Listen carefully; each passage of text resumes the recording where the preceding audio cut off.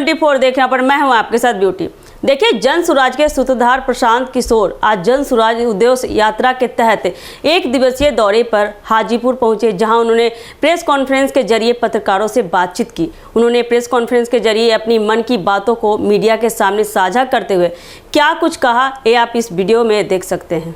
उठ रहे हैं क्योंकि सार्वजनिक जीवन में अगर आपका आचार विचार व्यवहार ऐसा परिलक्षित हो कि आप स्वस्थ नहीं हैं, तो आप जनता और मीडिया के नजर से बात को छुपेगी नहीं।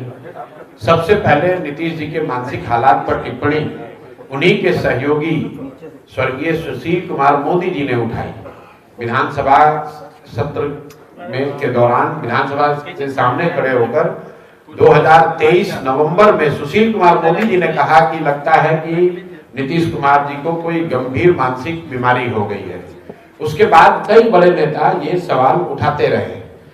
पिछले 2 महीने में मैंने भी या जन सुराज ने भी इस बात को उठाया है, इसलिए कि बीपीएससी के आंदोलन के दौरान जो सरकार के विभिन्न नेता या अधिकारी जो हम लोग के संपर्क में रहे, उन लोगों के बातचीत से ऐसा लगा कि नीतीश कुमार जी मानसिक तौर पर इस स्थिति में नहीं है कि वो विषयों का संज्ञान लेकर उस पर निर्णय ले सके।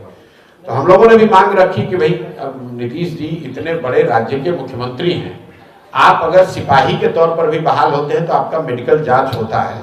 मुख्यमंत्री हैं तो आपको अपने मेडिकल स्थिति के बारे में स्थिति जो है वो स्पष्ट करनी चाहिए। अभी तक सरकार ने उसका तो संज्ञान कुछ लिया नहीं।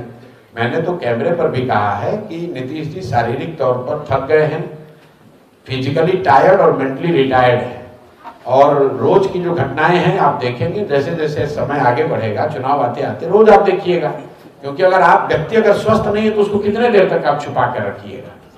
हम लोग तो कह रहे हैं कि अगर नीतीश जी बाकी बातें छोड़ दीजिए, अपने मंत्री परिषद के सदस्यों का नाम अगर नीतीश जी बता दें, कैमरे पर अपने मंत्री परिषद के साथियों का नाम नहीं बता सकते हैं, उनकी ये स्थिति है और उनके भरोसे पूरा बिहार छोड़ा हुआ है। और इसके लिए नीतीश कुमार से ज्यादा कहीं ना कहीं भाजपा वाले दोषी हैं।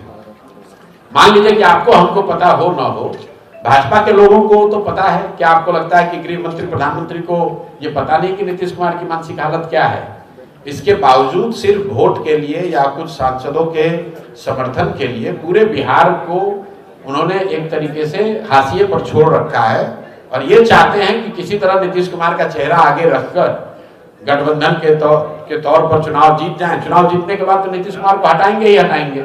तो जैसा कि आपने इस वीडियो में देखा कि कैसे प्रशांत किशोर मीडिया के सामने राष्ट्रगान का अपमान किए जाने की घटना पर चिंता व्यक्त करते हुए कहा कि पिछले वर्षों से मुख्यमंत्री नीतीश कुमार की मानसिक स्थिति पर सवाल उठाया जा रहा है। साथ ही उन्होंने बिहार के लिए दुख व्यतीत किए और कहा कि यह बिहार के लिए दुर्भाग्यपूर्ण है कि बिहार के मुख्यमंत्री शारीरिक और मानसिक रूप से थक चुके हैं। आश्चर्य की बात यह है कि प्रधानमंत्री मोदी और गृह मंत्री भी अमित शाह भी इस बात से वाकिफ हैं, नीतीश कुमार की मानसिक स्थिति ठीक नहीं है।